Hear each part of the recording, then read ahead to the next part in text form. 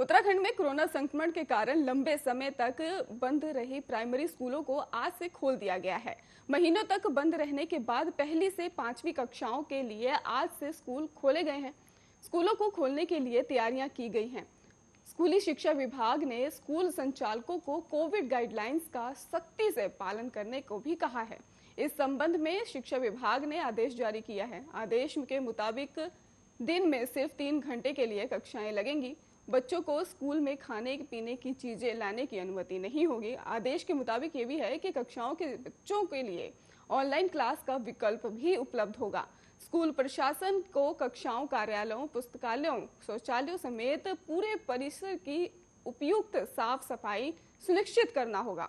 सभी के लिए मास्क लगाना भी अनिवार्य होगा। साथ ही सोशल डिस्टेंसिंग का पालन करने को भी कहा गया है। इसके अलावा अगर बात की जाए बच्चों की, तो बच्चों को स्कूल भोजन लाने की अनुमति नहीं है। अभिभावकों पर निर्भर रहेगा। अभिभावकों की परमिशन के बाद ही बच्चों को स्कूल में आने की अनुमति दी जाएगी। आदेश में यह भी कहा गया है कि कोविड गाइडलाइंस का पालन नहीं करने वाले स्कूलों के खिलाफ सख्त कार्रवाई भी होगी। बता दें कि इससे पहले उत्तराखंड में कक्षा 6 के 12 तक के सभी स्कूल खुल चुके हैं। प्राइमरी स्कूल खोलने के संबंध में शिक्षा मंत्री अरविंद पांडे ने मुख्यमंत्री पुष्कर सिंह धामी से बातचीत की है। सीएम की अनुमति के बाद 21 सितंबर से स्कूल खोलने का निर्णय लिया गया था।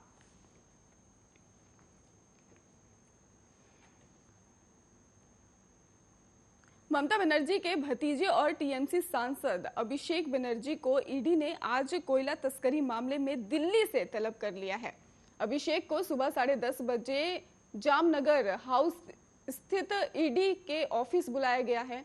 टीएमसी नेता को जांच एजेंसी की ओर से यह तीसरा समन भेजा गया है, जिनमें इस महीने की शुरुआत में ईडी के अधिकारियों ने 8 घंटे से अधिक समय तक पूछताछ की थी। अभिषेक के आज पेश होने की संभावना नहीं है।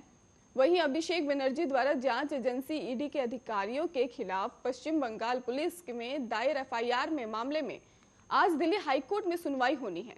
ईडी ने पश्चिम बंगाल पुलिस के द्वारा जारी 2 अलग अलग नोटिस को दिल्ली हाईकोर्ट में यह कहते हुए चुनौती दी है कि क्योंकि जांच एजेंसी ईडी कोयला घोटाले की जांच कर रही है और अभिषेक बनर्जी इस मामले में पूछताछ कर रही है, लिहाजा पश्चिम बंगाल पुलिस द्वारा जारी किए गए नोटिस जांच को प्रभावित करने की कोशिश है। ईडी ने पहले दावा किया था कि घटना इस अवैध व्यापार से प्राप्त धन का लाभार्थी था। ईडी के सूत्रों के मुताबिक जांचकर्ताओं ने इस सिलसिले में 1 से ज्यादा लोगों से बात कर जानकारी जुटाई है और उनके बयान दर्ज किए हैं। इन पूछताछों में घटक का नाम कई मौकों पर सामने आया है। ईडी के अलावा सीबीआई कोयला घोटाले की भी जांच कर रही है।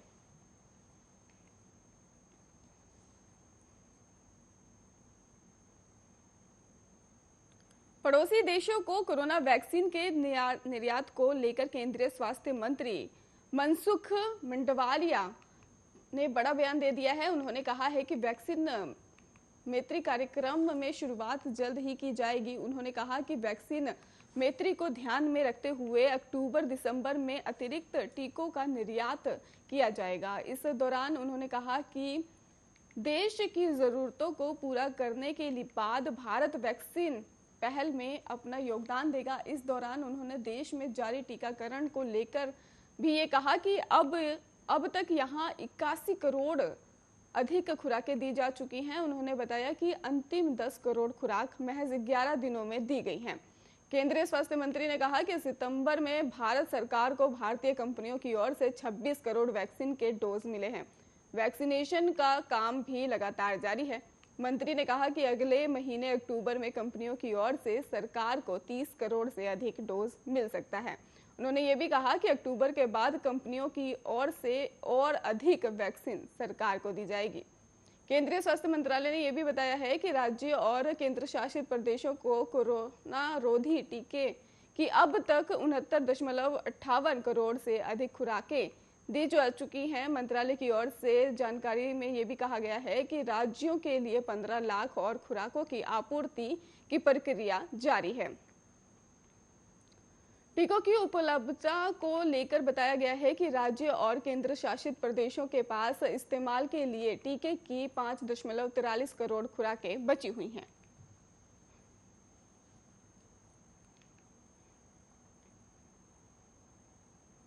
बॉलीवुड एक्ट्रेस शिल्पा शेट्टी के पति राज कुंद्रा अश्लील फिल्मों से जुड़े मामले में 2 महीने पहले गिरफ्तार हुए थे, जिसके बाद शिल्पा को कई तरह की परेशानियों का और सामना करना पड़ा था।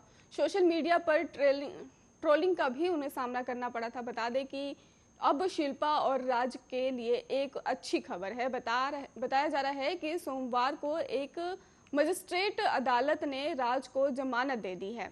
अदालत ने कुंद्रा के सहयोगी रेयान चोपड़ा को भी जमानत दे दी है। बता दें कि चोपड़ा को भी जुलाई में कुंद्रा के साथ गिरफ्तार किया गया था। वहीं सोमवार को राज कुंद्रा को मिली जमानत के बाद भी शिल्पा ने अपनी इंस्टा स्टोरी पर एक पोस्ट शेयर किया है, जिसमें लिखा हुआ है कि इंद्रधनुष ये साबित करने के लिए मौजूद है कि एक बुरे तूफान के बाद भी खूबसूरत चीजें हो सकती हैं।